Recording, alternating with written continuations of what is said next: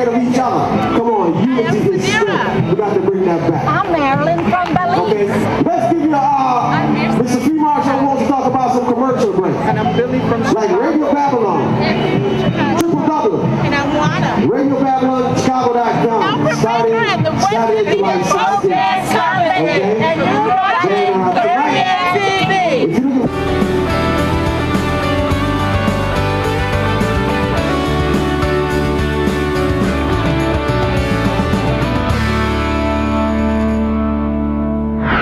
Welcome to Michael Etienne at Large.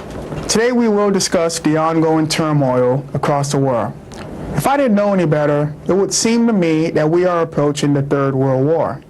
Currently, there are major conflicts in different parts of the world. Let's list them. The first major conflict is that of Russia.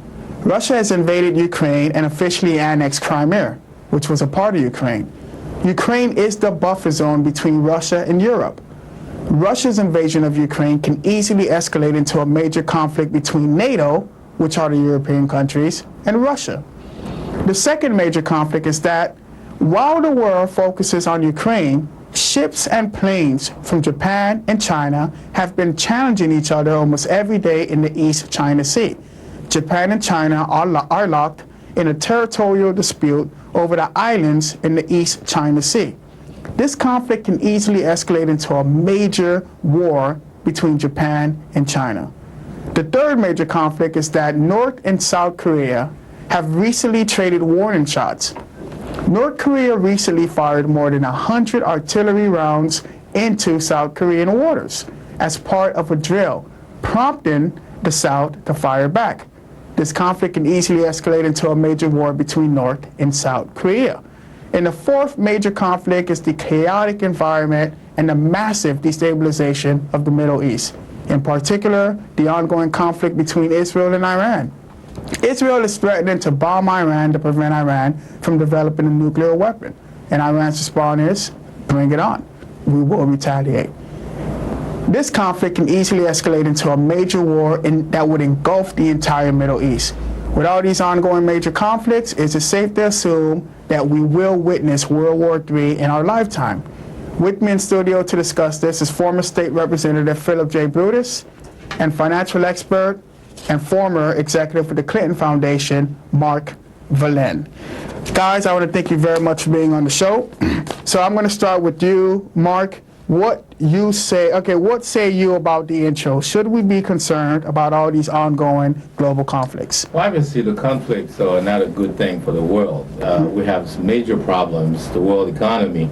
So to add armed conflict to that equation becomes very problematic. But really, I'm not that worried about a World War III happening anytime soon.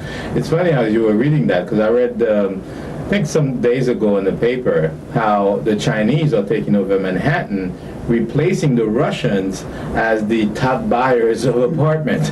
And so just in that alone, you can see, as people in China, and you mentioned China and Japan and the Russian and Crimea, I'd use, I'm on the side of President Obama on this one. President Obama said when this whole conflict started that he's more worried about a nuclear device being detonated in the streets of Manhattan than Russia taking over Crimea. Wow. I mean, this Crimea situation with the Russians has been going on centuries now. Right. And, some would argue that, Crimea belongs to Russia. I guess the same way that maybe the Mexican will say that California belongs to them. So you're not at all concerned about these conflicts? You don't think it will eventually lead to a third war? Russia, for example, I mean, yes, they have the nuclear weapons, but these people are not idiots. I mean, nuclear weapons, once you start firing it, it's not really the bad part, it's a retaliation. Got it. And it's a chess game. I don't think that we're on the brink of a World War III right now. Russia, at the end of the day, is a third world country. I mean, really, the only thing that the Russians have going for them right now is natural gas and oil that they're selling to Europe. And a lot of people say that. A lot of American politicians call Russia a glorified gas station, but I think they're underestimating Russia. Now, Philip, real quick, you are a student of history. Are we seeing any similarities to pre-World War II conditions? No, I don't think so. I think, as Mark says, nuclear weaponry is hell. You launch yours, you create havoc, and they retaliate, you suffer the havoc. Who wants that? Yeah. You know, the traditional fight, put them up, boom, boom, boom, bloody nose, you go home, is good. Once you put the gun into it, somebody dies. It's the same analogy. But let's talk about Crimea. Ukraine has always been under somebody's control one way or the other. Ukraine has never been a homogeneous country of its own. It was under Russia. You have all kinds of Turkmenistan, all kinds of ethnic groups that have laid claim to it.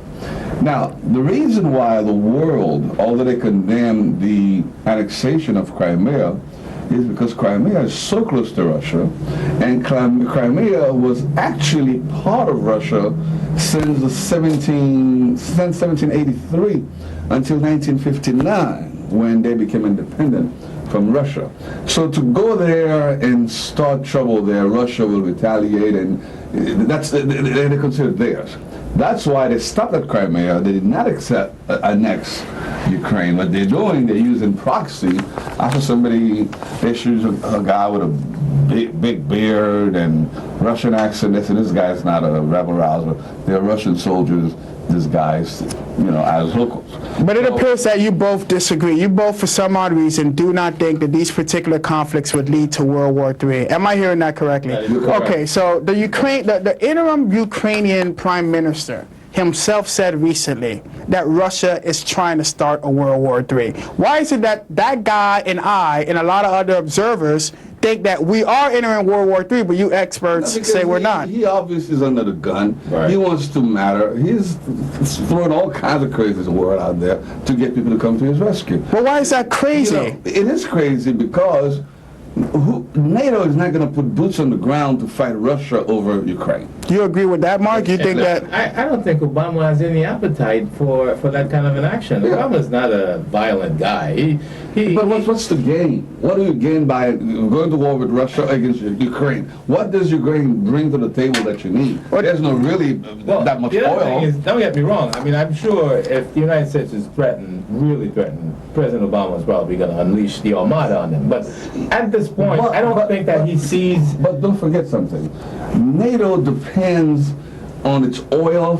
2/3 of its oil From comes from Russia. Russia. Exactly. They're not going to let nobody start a war. And if Russia wants to squeeze Ukraine right now, they sell oil to Ukraine on credit. And not They're going to say now you pay now or you got no oil. You know what that means? No train, no airplanes, no tanks, no banks. The country comes. In addition to that, now, if the United States, even with this scenario, if the United States was really energy independent herself, and if projects like the Keystone Pipeline were open, that we can supply, the gap, if you will, that would be created if Russia decides to, close the spigot, we could have done that. But we're not even energy independent ourselves. But as you said, Mark, we can't help NATO if Russia does that. We don't have. But the country doesn't have any more appetite for war. The people are just tired of this. I don't From think it's gonna happen. Iraq to Afghanistan and now to Ukraine. Okay. I don't know. I don't think it's going to happen. Okay, so for some odd That's a reason, military reduction. right, hold on, but We cannot fight. let's talk about this.